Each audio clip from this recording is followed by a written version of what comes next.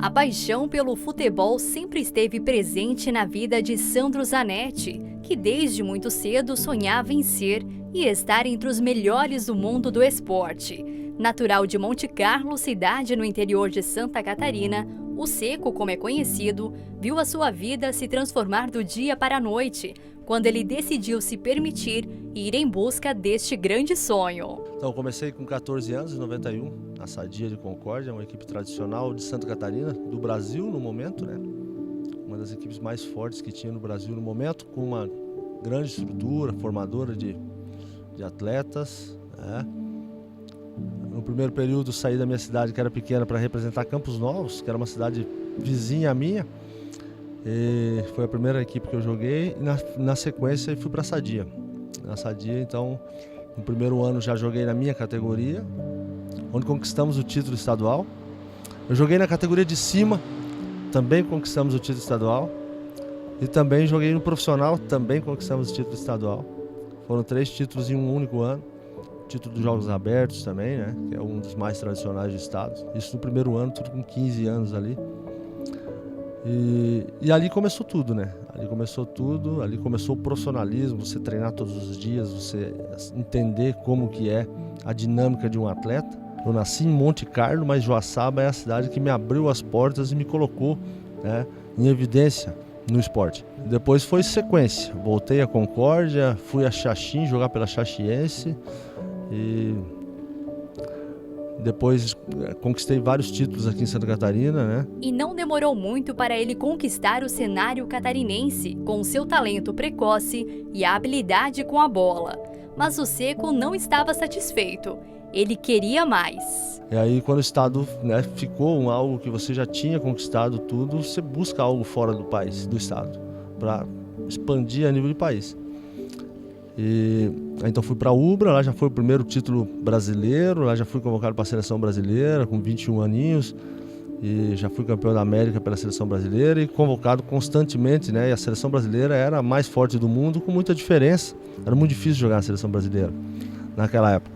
Depois saí fora do Brasil, fui para a Espanha, no norte da Espanha, retornei para o Vasco da Gama, que eu sempre cito como um dos maiores times de todos os tempos, né? Que a gente venceu a Liga Nacional praticamente de forma invicta, venceu o Taça Brasil, Carioca, enfim, todos os títulos, com uma equipe que era praticamente uma seleção, com 3 títulos brasileiros, né, com os títulos aqui internos. E depois de concluir o ciclo no Brasil, o objetivo do Seco era ir mais longe. Na Europa, né, na Espanha, a principal liga do mundo, fui para um dos principais clubes do mundo, que é o El Pozo de Múrcia, onde me abriu as portas naquele país. Foram 7 anos naquele país, passando pelos mais importantes clubes, né? Todas as regiões daquele país. 7 anos. Concluí com um título em Sevilha, pelo Playa de Castellón. E concluí nesse país, na capital, Madrid. Foram meus últimos 2 anos na Espanha. E aí, depois desse ciclo na Espanha, aí então fechei minha carreira com um ciclo na Itália, que era o país que eu já estava naturalizado e já defendia as cores da seleção. Tinha defendido já no Mundial da China. Na época, jogando pela Itália, Seco lembra de um grande desafio que foi lançado a ele e que o marcou muito. Tive uma lesão ali do Mundial e acabei ficando 2 anos parado. Retornei na Lazio de Roma, né? Eu sempre cito essa situação que é assim, um clube da capital italiana fazia 20 anos que não vencia um título italiano e eles me requisitaram aqui no Brasil, dizendo: Seco, o seguinte, nós estamos com um problema, faz 20 anos que um clube italiano, um clube da capital, Roma, não vence um título italiano, tem como você nos dar essa mão? Eu já estava com 32, 33 anos, né? Então eu coloquei esse desafio para mim, porque me faltava um título na Itália e a Lazio tinha uma grande equipe, tinha bons, grandes atletas, né, renomados a nível de mundo até. Então eu vi que era possível concluir a carreira com o título italiano. Então me desafiei, me coloquei em forma, retornei e fomos campeão em Pádua, terra de Santo Antônio. E ali praticamente concluiu toda a carreira. E além de levar essa emoção em quadra para os torcedores e mostrar a sua habilidade com a bola, Seco decidiu escrever um livro, que inclusive já foi lançado e que vem sendo um sucesso entre os boleiros. O livro Esporte Praticado por Deus conta a história dele, Sandro Zanetti, único atleta do mundo a atuar oficialmente pelo Brasil e pela Itália, e que serve de manual para os futuros jogadores. E aí eu falei, vou escrever minha biografia, escrever a história, para que essa história possa servir, tanto que eu estou trabalhando bastante com palestras com jovens e adolescentes. E essa história da parte literária, ela foi construída na prática. Então eu sei que ela foi construída na prática, então não é só uma literatura.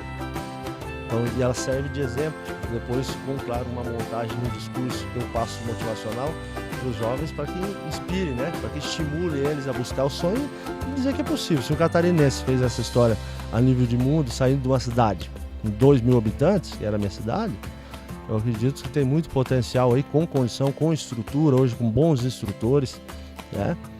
Que tem a possibilidade de fazer história tão grande ou maior que essa. Mas, afinal, Seco, o que é preciso para ser um jogador de sucesso? Primeira, ele tem que ter uma condição técnica e física boa. Mas isso é treinável, como eu falei. Isso é treinável, né? Não pode ser frágil, ou seja, tem que enfrentar todos os desafios, não pode retornar na metade do caminho e nem chocar com o primeiro obstáculo, o segundo ou o terceiro. Mentalidade de persistência. A persistência leva muita gente sem talento ao êxito, ao topo, né?